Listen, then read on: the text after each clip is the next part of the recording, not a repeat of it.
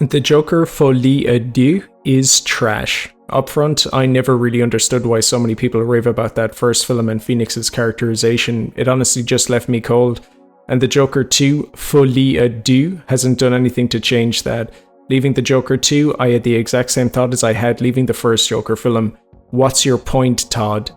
Joker Folie Deux is part prison film, part courtroom drama, part musical, and it doesn't do any of these things well.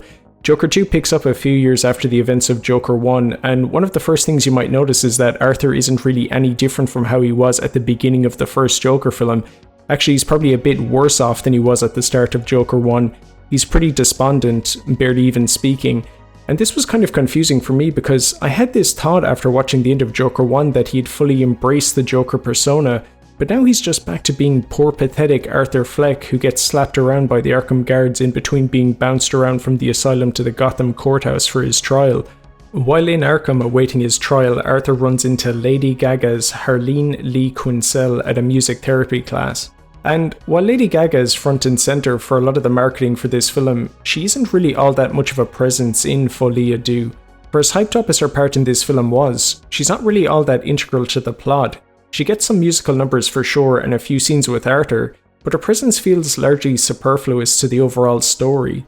The only thing that really comes out of Harleen and Joker's relationship, and by relationship I mean the 3 times they meet before Harley voluntarily discharges herself from Arkham for good, was that Arthur gets her pregnant. We'll come back to that story beat later on. Joker 2 feels like it's got a point to make, but it doesn't really know what that point is, and the best example of this is really the musical numbers Philips has ham-fisted in here for some reason. For the life of me, I really don't know what Todd was going for with these scenes. I wish I could say more about these musical acts, but honestly, there isn't really all that much to say about them. They aren't interesting, they're not a clever riff on any musical tropes. Philips isn't trying to get experimental with them, they don't further the story along. They're just kind of there to be suffered through, and when I say suffered through, I mean that because these songs, especially the Arthur Fleck Joker focused ones, are not nice to listen to. Listening to Phoenix mumble his way through these numbers is actually painful. Like when I hear him start singing, I just wish he'd stop. You could remove the musical acts from this film and you'd lose nothing. This film would have been 25% more bearable without them. Okay, so the Arkham Asylum stuff was a total wash, but the courtroom scenes have got to be at least marginally better, right?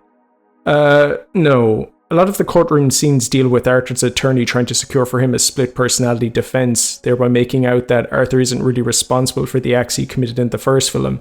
The animated opening for this film actually pushes this idea too. Oh, and by the way, the prosecutor bringing the case against Arthur Fleck is none other than Harvey Dent. Why is Harvey Dent in this film? No idea, because Phillips literally does nothing with him. This prosecutor could literally be anybody. This split personality defense gets thrown out and Joker fires his defense attorney and starts representing himself. Then we get to the one scene of any note in this film.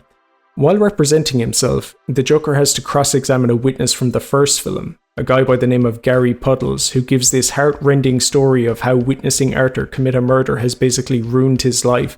He's traumatized now and goes through life terrified, and this recounting of events from the first film and the devastation it had on Gary, this really impacts Arthur Fleck.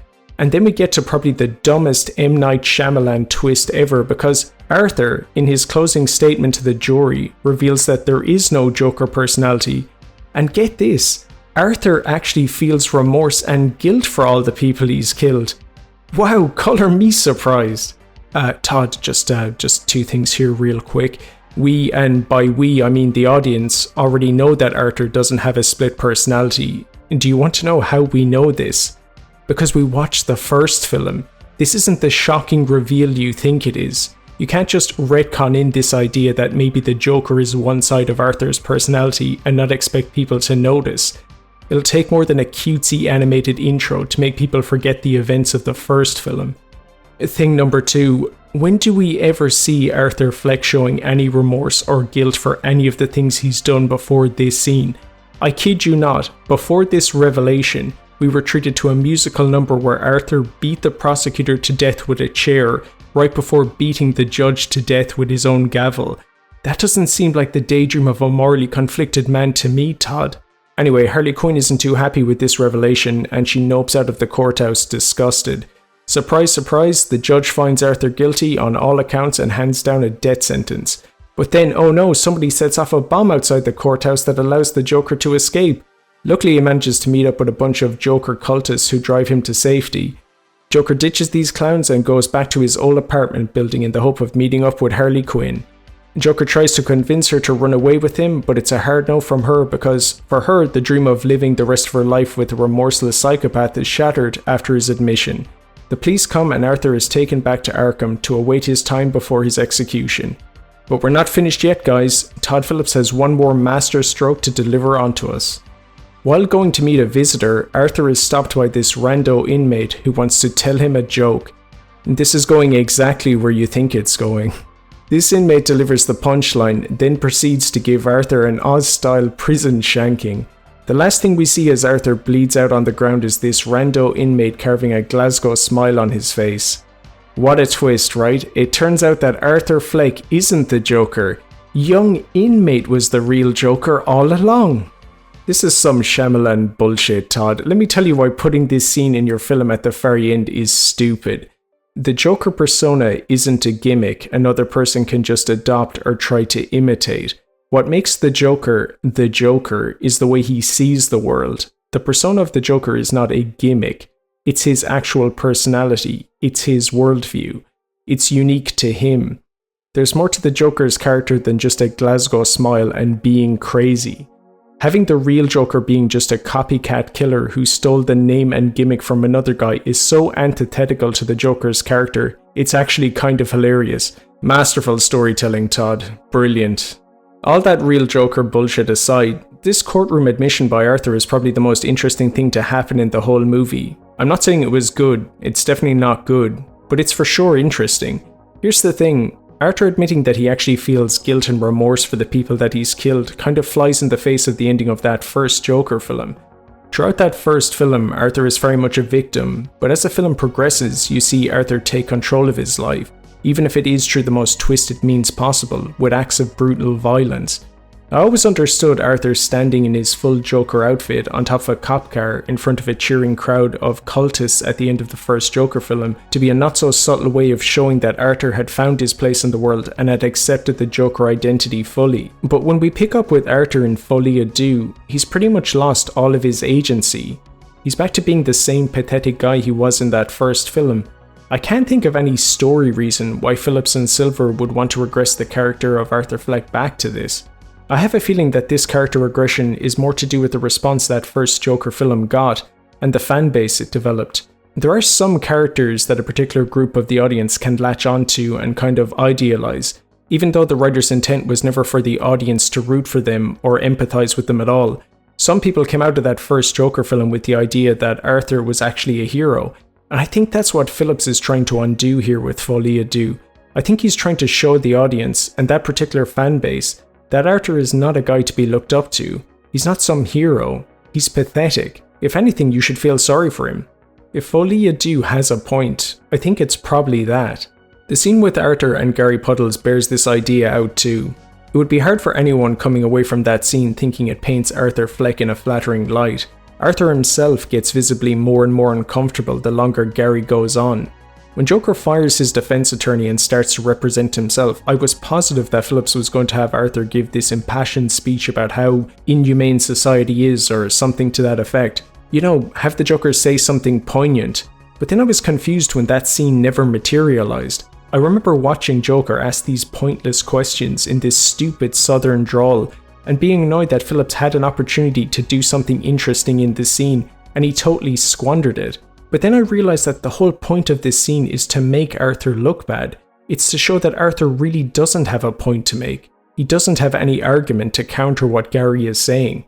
If Phillips' intention was for this sequel to basically spell out for the Joker 1 fanboys that this character isn't one you should be putting on a pedestal, I'll give him credit for pulling that off. But that's the one thing I'm going to give him credit for in this film, man, because this script he put together with Scott Silver is full to the brim with redundant bullshit. Arthur is an unreliable narrator. This shouldn't be a shock to you if you saw the first one. And this can be an interesting narrative device in a film, but not in this one though, because you see, I don't think Todd Phillips understands that if you set something up in your film, at some point, you're going to have to pay that off. Case in point, Harley gets pregnant by Arthur in this film. Now, there is some speculation that maybe this scene with Harley and Arthur in the cell together is just another one of Arthur's hallucinations, and there is a lot of evidence to support that. I mean, for a start, the way the whole scene plays out is ridiculous.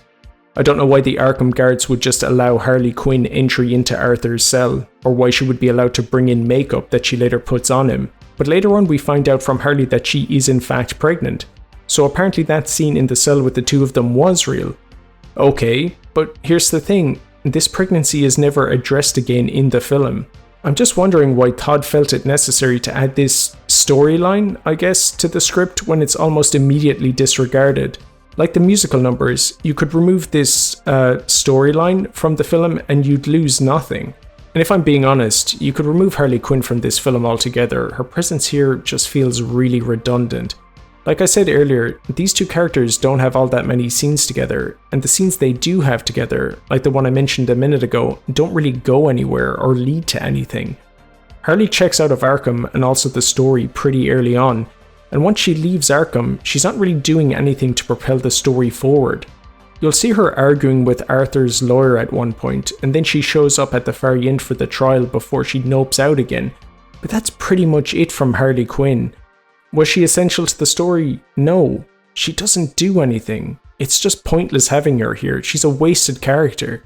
By the way, I hope all the Harley Quinn fans love this shot of Lady Gaga in her Party City Harley Quinn outfit, because this scene of her walking up the steps is pretty much the only time you see her in it. There is another scene in this film I feel I do need to mention. You probably already know what that scene is, so I'll just refer to this scene as the bathroom scene so I don't get in trouble with YouTube. Again, like with a lot of the creative decisions in this film, I have to wonder what Phillips was trying to accomplish with this scene in particular. If it was to show how monstrous people can be to Arthur, a mentally ill person, thanks, I already know how monstrous people can be towards him. That was a pretty big plot point in the first film. I already got that memo. This whole scene just feels unnecessary. Like I've already said a lot in this video, you could take this scene out and you'd lose nothing. Touching on the performances real quick, yeah, they're fine, I guess. Phoenix is going all out like he did in the first one. If you liked his performance of Arthur Fleck in the first one, I don't see any reason why you wouldn't like him here. Lady Gaga is a good actress and she does a good enough job with what she's given, but I'm not really vibing her as Harley Quinn. Pretty much every other interpretation of the character I would put ahead of this version. There isn't really any great chemistry between these two either. Their scenes together are kind of forgettable. You know, I really don't care about Folie, Deux or that first Joker film. I really don't care for Todd Phillips' take on these characters. I'm never going to speak about these films on this channel again because honestly, I just find them so boring and derivative. So I'm going to spend the rest of this video laying out my grievances with Todd Phillips' take on these characters. You want to know what my biggest issue with Todd Phillips' Joker films is? I don't understand why they exist. I'm not even joking. Here's the thing, Todd Phillips and Scott Silver wanted to tell the tragic story of Arthur Fleck, who as a child was let down by social services and who as an adult was let down again by a failing mental healthcare system, a man whose society has collectively turned its back on. Todd Phillips and Scott Silver took this story and for some reason jammed it into the larger Batman mythos, a mythos that he and Silver are going out of their way to completely ignore in their Joker films outside of a few superficial scenes and character name drops. The Wayne murders at the end of the first film are a great example of this. Todd wants you to know that young Bruce Wayne will grow up to become Batman in this world, but that's about as far as Todd is comfortable with connecting his Joker to the greater Batman mythos. Todd doesn't want to draw connections to Batman because the story he's telling doesn't really have anything whatsoever to do with Batman. In fact, this story he wants to tell with Arthur Fleck doesn't have anything to do with the Joker either. I would bet that at one point, Todd Phillips sat down and wrote a script for a totally original movie, shopped it around at Warner Brothers. It was passed on by the higher-ups because it was a derivative rip-off of Taxi Driver and King of Comedy. Todd then took his script home, rewrote a few scenes to have his main character wearing white face paint when he commits murders, and ta-da, now you've got a Joker origin story. I honestly think that's what happened. And if you think that's far-fetched, ask yourself this question. Why does Arthur Fleck need to be the Joker? This guy does not in any way resemble the Joker. He doesn't act like the Joker. Arthur Fleck's personality is totally different from the Joker's. He isn't a physical threat like the Joker is. He's not smart in the way the Joker is typically portrayed. He doesn't have the same motivations as the Joker. Superficially, he looks like the Joker, but that's about as close as Arthur Fleck ever gets to being the Joker. When the character has been changed to this extent, he's practically unrecognizable. Why even bother to call him the Joker anymore? Arthur Fleck could walk down these steps at the end of the first film wearing a green suit with question marks stamped all over it and call himself the Riddler, and it would make about as much sense. Because the character of Arthur Fleck is about as close to the character of the Riddler as he is to the character of the Joker. You can make a great standalone Joker film for sure, but that film would really have to have a point to it. It would need to do something interesting with the Joker we haven't seen before. I'm sorry, but Todd Philips' Joker doesn't bring anything new or interesting to the table. He isn't adding to the Joker mythos with the addition of Arthur Fleck. He's basically just creating a new character that's an amalgamation of Travis Bickle from Taxi Driver and Rupert Pupkin from The King of Comedy, and calling that character the Joker. What's Philips' groundbreaking insight into the Joker's character? I guess it's that people who do monstrous things are often just really tragic figures that needed help and support. Gee, what a novel idea, Todd. How did you ever think that one up? Turning the Joker into a kind of foolish, pathetic, traumatized guy isn't an interesting new take on the character. It's just uninspired. It's boring. And that's the worst thing you can do with the Joker. Make him boring. Anyway, rant over. Joker 2, it's trash, don't go see it. Luckily for you though, there is another project on TV right now you can watch about another villain from Batman's Rogues Gallery that's actually well written. The Penguin. Maybe give that a go instead. Like, share and subscribe and all that, and as always, thanks for watching.